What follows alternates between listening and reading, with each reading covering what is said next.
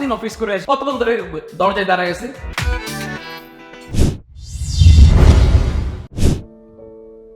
সারাদিন নামাজ পড়ছো? না। ইদানিং মেয়েটা নামাজ পড়া ছেড়ে দিয়েছে। মামা সিগারেট আমি ছাড়লো, সিগারেট আমাকে ছাড়ে নাই। আমি খাবো না। তুমি যদি না খাও আমার একবেলা খাবার বেঁচে যাবে। কি বললে তুমি?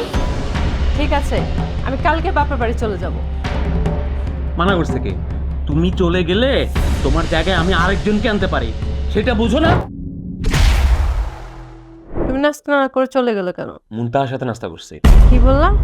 ওই মেয়েটার সাথে কি করতেছো?